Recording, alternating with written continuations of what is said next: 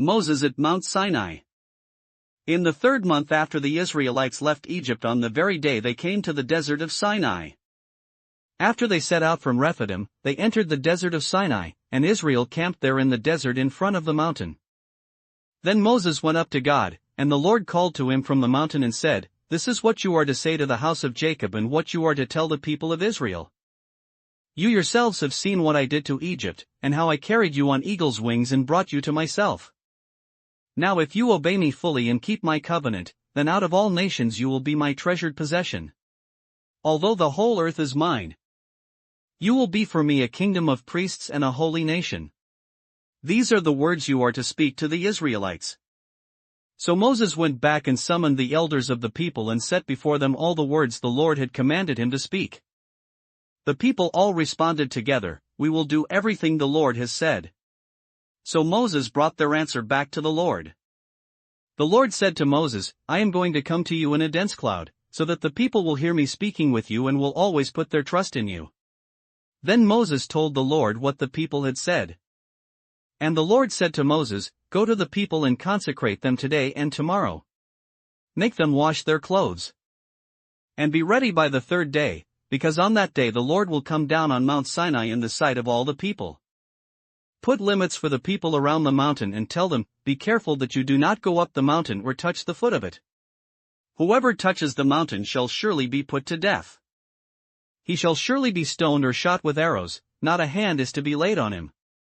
Whether man or animal, he shall not be permitted to live. Only when the ram's horn sounds a long blast may they go up to the mountain."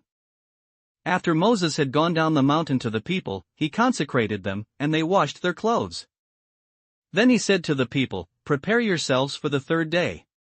Abstain from sexual relations." On the morning of the 3rd day there was thunder and lightning, with a thick cloud over the mountain, and a very loud trumpet blast. Everyone in the camp trembled. Then Moses led the people out of the camp to meet with God, and they stood at the foot of the mountain. Mount Sinai was covered with smoke, because the Lord descended on it in fire. The smoke billowed up from it like smoke from a furnace, the whole mountain trembled violently. And the sound of the trumpet grew louder and louder. Then Moses spoke and the voice of God answered him. The Lord descended to the top of Mount Sinai and called Moses to the top of the mountain. So Moses went up.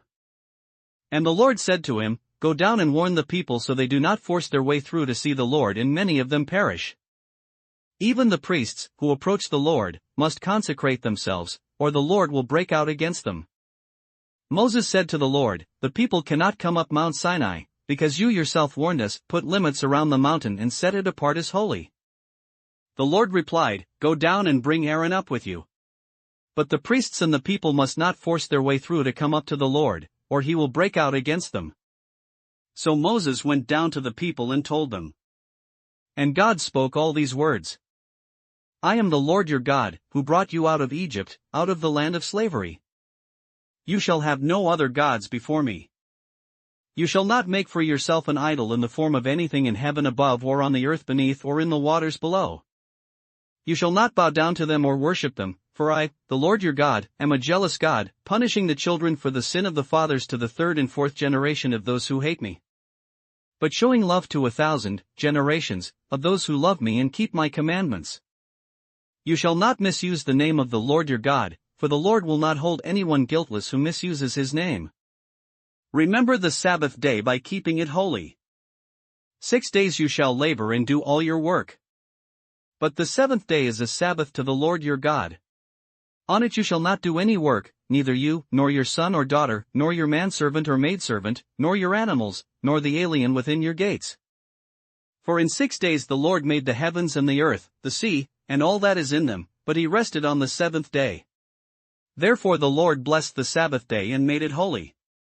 Honor your father and your mother, so that you may live long in the land the Lord your God is giving you. You shall not murder. You shall not commit adultery. You shall not steal. You shall not give false testimony against your neighbor. You shall not covet your neighbor's house. You shall not covet your neighbor's wife, or his manservant or maidservant, his ox or donkey, or anything that belongs to your neighbor.